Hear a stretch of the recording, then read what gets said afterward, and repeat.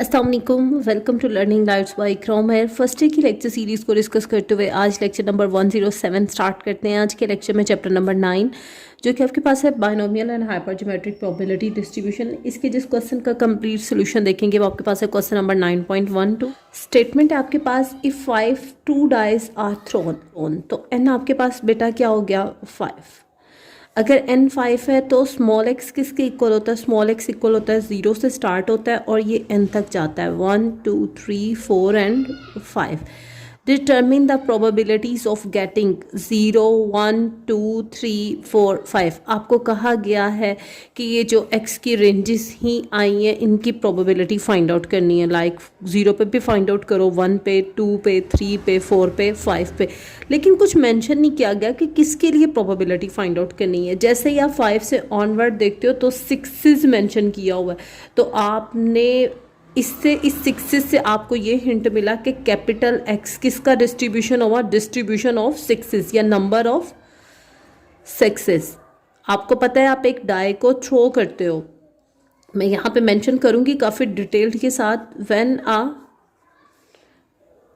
Die is thrown, तो आपके पास सैम्पल स्पेस क्या बनती है। सैम्पल स्पेस में या आपके पास एक डाई को थ्रो करने से 1 आ जाएगा या 2 या 3 या 4 5 या 6। आपको इन 6 में से कुछ भी मिल सकता है जब आप एक डाई को थ्रो करते हो। तो अगर इसमें प्रोबेबिलिटी देखी जाए, अच्छा एक बात मुझे बताएं, एन ऑफ एस क्या होता है।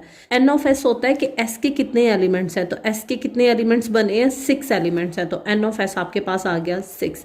अब इसने फोकस किस पे किया है, नंबर ऑफ 6 पे, तो आपको प्रोबेबिलिटी यानी कि पी किसकी प्रोबेबिलिटी होगी, प्रोबेबिलिटी ऑफ 6 की, प्रोबेबिलिटी ऑफ 6 या 6 सिंपल कहते हैं।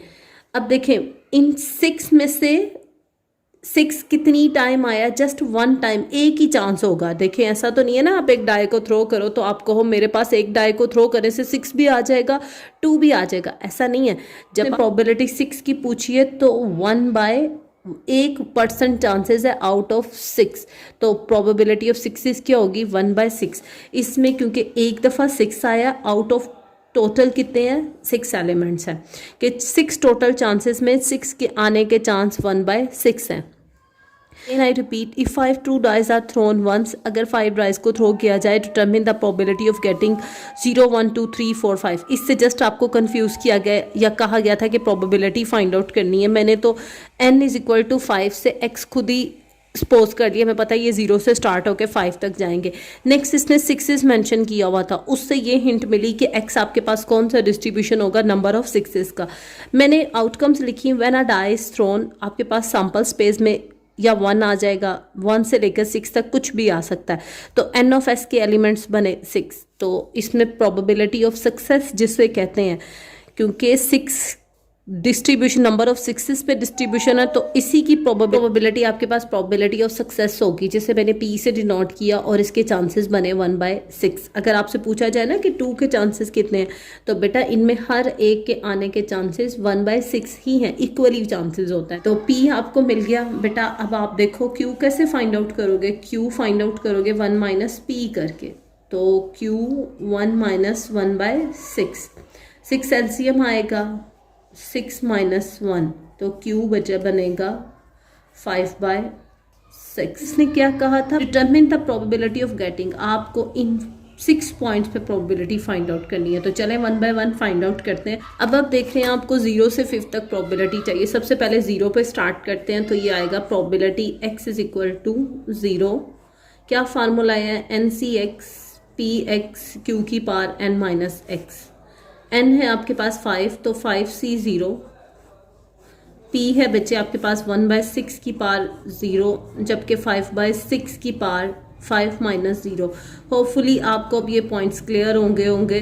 तो ये आपके पास बनेगा 5/6 की पावर 5। तो जब 5 raised to power 5 अप्लाई करते हैं तो ये आपके पास बन रहा है 3125। 6 raised to power 5 ये आपके पास आ रहा है 7776।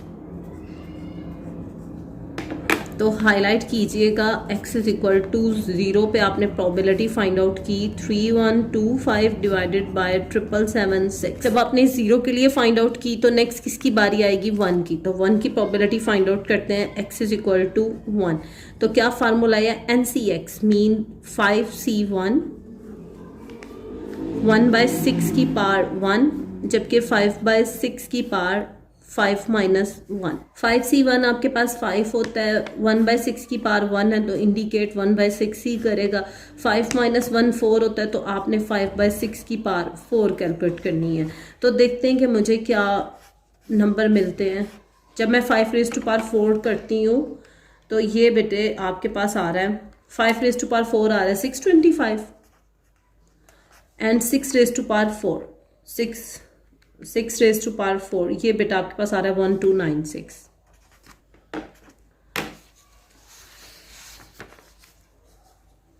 फाइनलाइज के लिए probability x is equal to 1। जब मैं 625 को 5 से मल्टीप्लाई करती हूँ तो ये मेरे पास आ रहा है 3125 और जब हम 1296 को 6 से मल्टीप्लाई करेंगे तो ये आपके पास आ जाएगा 7776। अब आपने 0 पे भी फाइंड आउट कर ली, 1 पे भी फाइंड आउट कर ली। अब किसकी बारी आई नेक्स्ट 2 की, तो probability x is equal to 2। Basic formula है, एक दफ़ा ही लिख लें, NCX PX Q की पावर n माइनस x। इसमें वैल्यूज़ को सब्स्टिट्यूट करते हैं। n है बेटा आपके पास 5C2, P है बेटा आपके पास 1/6 इसकी पावर 2 और Q है 5/6 और इसकी पावर में ये दोनों डिफरेंस में आ जाते हैं। तो 5C2 आई थिंक सो 10 होता है आपके पास। 5C2 10 है आपके पास। आपको पता है 1 का स्क्वायर 1 ही जबकि 6 का स्क्वायर 36।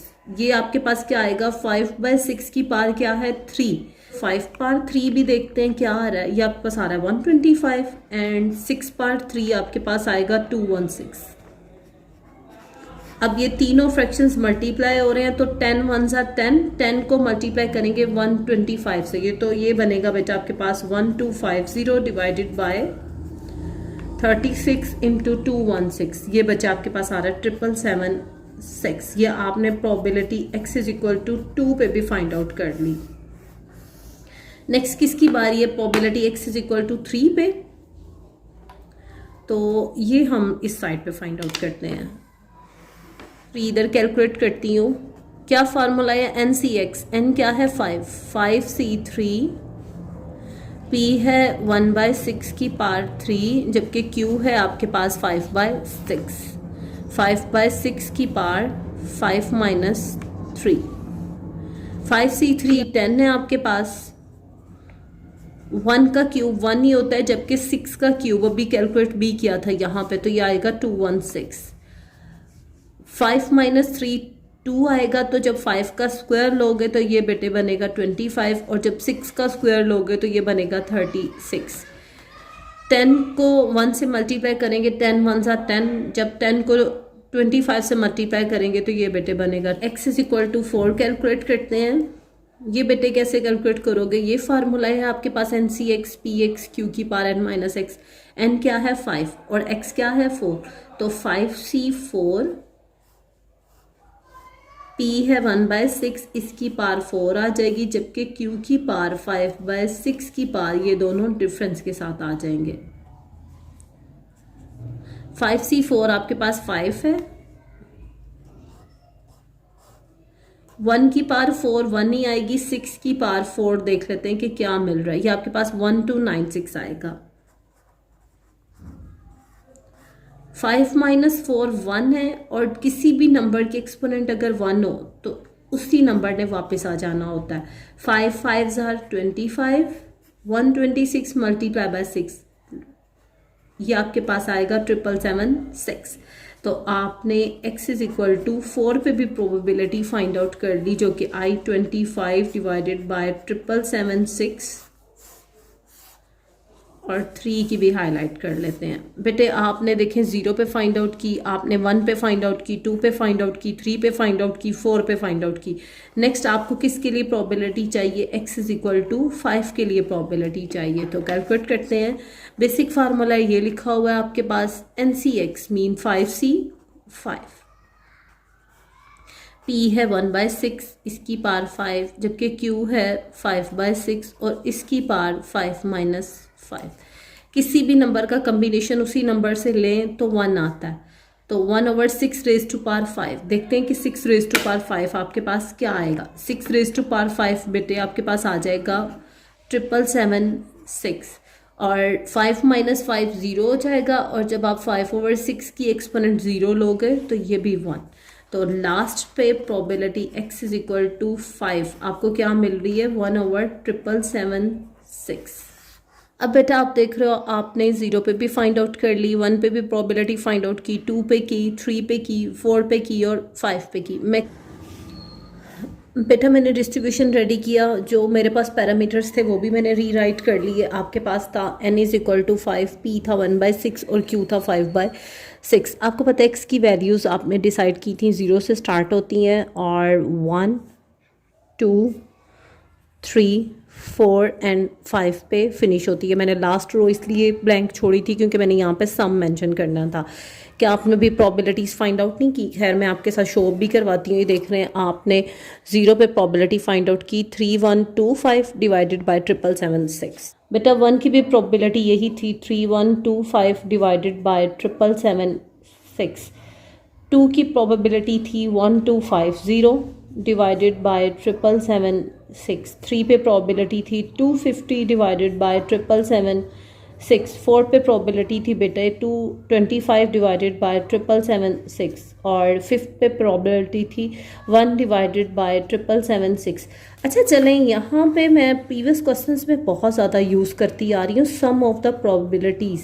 किसके इक्वल होता है? 1 के इक्वल होता है। तो मैं चेक करूँ कि क्या इन नंबर्स को सम अप करके 1 आता है। आपके सामने चेक करते हैं। आपको पता है कि जब डिनोमिनेटर सेम हो तो डिनोमिनेटर एलसीएम में चला जाता है और ये जो न्यूमिनेटर्स के नंबर होते हैं ना ये प्लस हो जाते हैं। तो चलें मैं प्लस करती हूँ और फिर देखते हैं। अगर ये भी मुझे 777/6 मिल जाएगा तो ये तो हमारा प्रूव हो जाएगा। 3125 plus 3125 plus 1250 plus 250 plus 25 plus 1 plus 1। ये देखिए मैंने न्यूमिनेटर्स को सम अप किया है तो इक्वल प्रेस करते हैं तो ये आपके पास 777/6 ही आ रहा है। तो आपको पता है न्यूमिनेटर और डिनोमिनेटर सेम है तो कैंसलेशन होके 1 आ गया। तो मेरा इस क्वेश्चन में होपफुली अभी तक मैंने प्रोबेबिलिटीज़ ठीक कैलकुलेट की हैं। नाउ बैक, अब देखें मैंने यहाँ तक स्टेटमेंट को रिकॉल किया था आपके साथ जिस पे इसने कहा था determine the probability of getting 0 1 2 3 4 means in point पे प्रोबेबिलिटी फाइंड आउट करो। अगर ये क्वेश्चन जस्ट यहाँ तक होता तो जैसे मैंने डिस्ट्रीब्यूशन बनाया क्वेश्चन फिनिश हो जाता, लेकिन क्वेश्चन और आगे एक्सीड होगा क्योंकि फर्दर इसमें हमें कहा गया find the mean and variance of the probability distribution.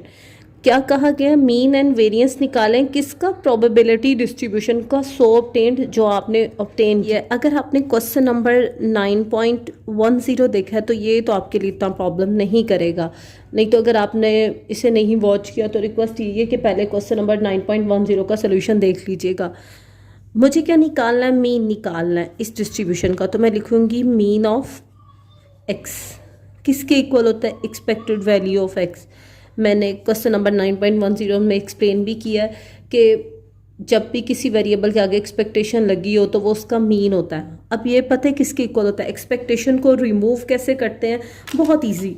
Expectation को रिमूव करने का प्रोसेस, समेशन लगा दें, जो वेरिएबल है वो लगाएं और next P of x mention कर दें। Again I repeat, expected value of x को किस तरह आप सॉल्व करोगे? एक्सपेक्टेशन को रिमूव करने का वे, समेशन लगाएं। ये एक्स यूं ही आ गया तो जब समेशन आएगा तो इसके वाइस वर्ड्स आपके पास प्रोबेबिलिटी ऑफ एक्स भी आएगी। ऑलराइट, तो ये एक्सपेक्टेड वैल्यू ऑफ एक्स इसके इक्वल होता है। अब आप अगर इधर देखो तो इधर आपको किस कॉलम का सम चाहिए जिसमें एक्स मल्टीप्लाई हो रहा हो पी ऑफ एक्स से। तो आपके पास एक्स और पी ऑफ एक्स तो सेपरेट पड़े हैं, तो इस फार्मूले ने आपको हेल्प आउट किया कि आप नेक्स्ट कॉलम बनाओगे x into P of x का। 0 को मल्टीप्लाई करना है 3125 डिवाइडेड बाय 777/6। तो 0 न्यूमिनेटर में है तो 0 ने न्यूमिनेटर की वैल्यू से मल्टीप्लाई होना है, 0 ने 3125 से मल्टीप्लाई होना है। न्यूमिनेटर अपर वैल्यू को कहते हैं। तो ये बेटा अपर वैल्यू पे आ जाएगा 0 डिवाइडेड बाय 777/6। ओके, 1 ने किससे मल्टीप्लाई होना है, 3125 से, तो ये भी क्या आ जाएगा 3125 डिवाइडेड बाय 7776। x की वैल्यू है 2, इसने किससे मल्टीप्लाई होना है 1250 से, 2 मल्टीप्लाई बाय 1250, ये बेटे आपके पास आ रहा है 2500। 2500 न्यूमिनेटर में आएगा, डिवाइजर में 7776 ही चलेगा। 250 ने 3 से मल्टीप्लाई होना है तो ये आ जाएगा 750 डिवाइडेड बाय 7776। 25 ने 4 से मल्टीप्लाई होना है तो ये आ जाएगा 100 divided by 7776। 5 1s are 5 divided by 7776। तो आ गया एक्स पी ऑफ एक्स का। इसके लिए मुझे इसको सम अप करना है। देखिए सम में अगेन डिवाइजर में सेम नंबर मौजूद है, तो डिवाइजर में आ जाएगा 7776, न्यूमिनेटर्स को मैं प्लस कर देती हूँ। अब देखिए सबसे पहले है 0 plus 3125 plus 2500 plus 750 plus 100 plus 5, ये बेटे आपके पास आ रहा है 6480। तो फार्मूले में वैल्यूज़ को सब्स्टिट्यूट करते हैं। Expected value of x is equal to 6480 divided by 7776। 480 divide 7776, ये बेटा आपके पास आ रहा है 0.833। तो आपने मीन कैलकुलेट कर लिया डिस्ट्रीब्यूशन के थ्रू, जो कि आपके पास आया 0.833। काइंडली इसका स्क्रीनशॉट ले लीजिएगा, मैं वेरिएंस कैलकुलेट करती हूँ आपके साथ। Variance of x find out करना, आप लिखते हैं वेरिएंस ऑफ एक्स, जो कि बच्चे इक्वल होता है expected value of x square minus expected value of x का होल स्क्वायर। ये इंपॉर्टेंट पॉइंट है बेटा, ये चैप्टर नंबर 8 के कॉन्सेप्ट थे जो मैं इधर आपके साथ रिवाइज करवा रही हूँ। वेरिएंस को मैं लिख सकती हूँ VAR ऑफ एक्स। अभी आपको सिखाया एक्सपेक्टेशन को कैसे रिमूव करना है। एक्सपेक्टेशन को रिमूव करने के लिए समेशन लगा दो, एक्स स्क्वायर यूं ही समेशन लगाया तो साथ पी ऑफ एक्स भी लगाओ, ये माइनस का साइन यूं ही, इससे रिमूव करेंगे तो summation x P of x, और होल स्क्वायर पूछा गया है तो ये मेरे पास होल स्क्वायर आ गया। अब अगर डिस्ट्रीब्यूशन में देखो तो ये तो आपको सम मौजूद है, इसका स्क्वायर हो जाएगा, लेकिन x square P of x नहीं है। तो क्विकली हम फर्स्ट पे पहले एक्स स्क्वायर फाइंड आउट करते हैं और फिर एक्स स्क्वायर को पी ऑफ एक्स से मल्टीप्लाई कर देंगे। तो आपके पास ये 0 का स्क्वायर 0 ही होता है, 1 का स्क्वायर 1, 2 का स्क्वायर 4, 3 का स्क्वायर 9, 4 का स्क्वायर 16, 5 का स्क्वायर 25। आपने क्या करना है, आपने एक्स स्क्वायर को मल्टीप्लाई करना है पी ऑफ एक्स से, मींस आपने इन 2 कॉलम्स को मल्टीप्लाई करना। अब देखें 3125 फर्स्ट पे है, 0 से मल्टीप्लाई होगा तो क्या आएगा, उसी तरह 0 डिवाइडेड बाय 7776। 3125 ने 1 से मल्टीप्लाई होना तो 3125 1 से मल्टीप्लाई होकर यही आ गया, डिवाइजर का 7776 यूं ही। 1250 ने किससे मल्टीप्लाई होना है, 4 से मल्टीप्लाई होना है। तो देखते हैं कि क्या आ रहा है। करती हूँ तो ये बेटे आपके पास आ रहा है 5000। 250 ने 9 से मल्टीप्लाई होना है, ये आपके पास आ रहा है 2250। 25 ने 16 से मल्टीप्लाई होना है, ये बेटे आपके पास आ रहा है 400। 1 ने 25 से मल्टीप्लाई होना है तो 25 डिवाइडेड बाय 7776। कौन सा कॉलम कैलकुलेट किया मैंने, एक्स स्क्वायर को मल्टीप्लाई किया पी ऑफ एक्स से। फार्मूले में मुझे इस कॉलम का सम चाहिए, तो सम तो कैलकुलेट करना कुछ मुश्किल नहीं है तब तक अगर न्यूमिनेटर सेम है। इस वजह से आपको कह रही थी कि बेटा लोएस्ट फॉर्म की तरफ मत जाइएगा, आपका क्वेश्चन कॉम्प्लिकेटेड होता जाएगा। तो जब आप सम अप करते हो 3125 प्लस 5000 प्लस 2250 प्लस 400 प्लस 25, ये बेटे आपके पास आ रहा है 10800 डिवाइडेड बाय 7776 माइनस, ये आपने क्या कैलकुलेट किया है 6480 बाय 7776 का होल स्क्वायर।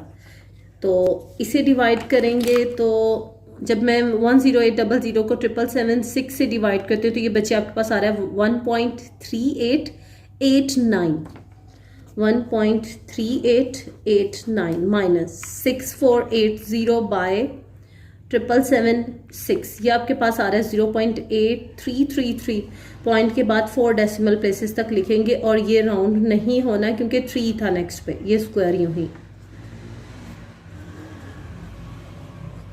बस आ रहा है 0.6944, सॉरी यहाँ पे ना 9 है, ठीक है 0.6944। और जब मैं से 1 में से माइनस करती हूँ 1, और जब मैं से 1.3889 माइनस 0.6944 तो आपके पास रिक्वायर आंसर आ रहा है 0.6945।